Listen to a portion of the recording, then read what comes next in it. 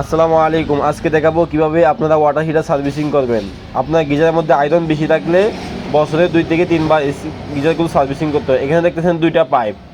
আপনারা সবসময় পাইপটা যে আমার এখানে লাল এবং নীল কিন্তু উল্টা, এজন্য আমি এইভাবে লাগাইছি।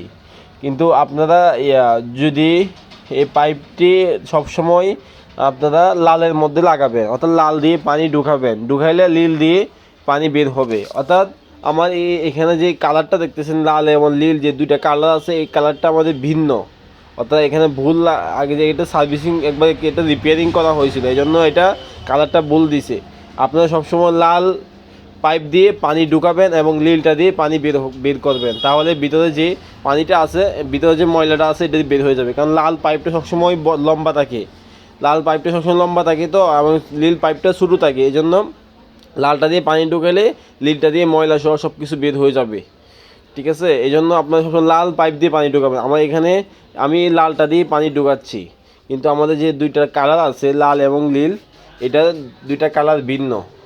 যেহেতু একবার রিপেয়ারিং করা হয়েছে, এই জন্য তারা এটা বলে ভিন্ন লাগাইছে, কালারটা ভিন্ন লাগাই ফেলছে। আপনারা লাল পাইপ দিয়ে পানি ঢুকাবেন, আশা করি বুঝতে পারছেন। তারপর এটা উল্টা করবেন, উল্টা করে যে পাইপটা লাগাইছেন এই পাইপ দিয়ে ওই ট্যাপের মুখে ধরবেন। এই ট্যাপটা যেটা আছে, ট্যাপের মুখে ধরলে দেখবেন যে ওইটা দিয়ে আপনার যে ওই নীল পাইপটা আছে, যেটা দিয়ে পানি ঢুকে, নীল পাইপটা ঠান্ডা পানি ঢুকে ওইটা দিয়ে ময়লা বের হবে। আপনারা ভালো করে ধরবেন, কারণ পানির স্পিড বেশি থাকতে হবে। দেখছেন যে কী পরিমাণ ময়লা বের হচ্ছে।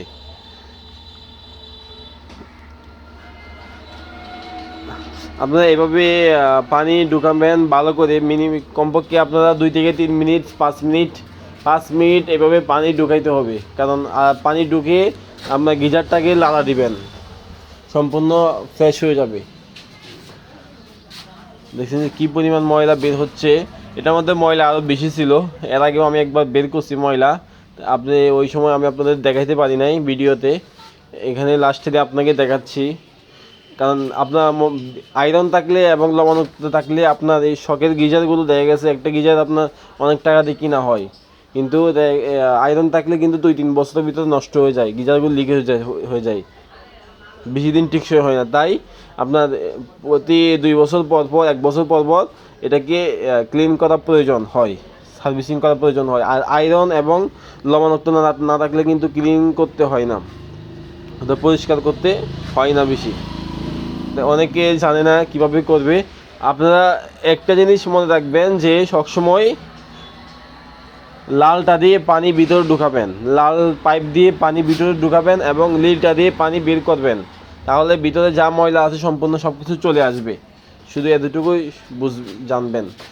আর আর যে দিক দিয়ে পানি বের হবে এটা সবসময় নিচের দিকে রাখবেন, মুখটা নিচের দিকে রাখবেন, অর্থাৎ 2টা পাইপ নিচের দিকে রাখবেন, তাহলে পানিটা ভালো করে বের হবে। এই গিজার থেকে আগে আমি আর 2 বালতি ময়লা বের করছি, তাই মনে হচ্ছে যে আমি একটা ভিডিওর মাধ্যমে যদি এটা সবার সামনে তুলে ধরি তাহলে সবাই বুঝতে পারবে। তাই লাস্টবার আমি আপনার সামনে ভিডিওটা তৈরি করতেছি। আমার চ্যানেলটি সাবস্ক্রাইব করে আমাদের পাশে থাকবেন। আল্লাহ হাফেজ।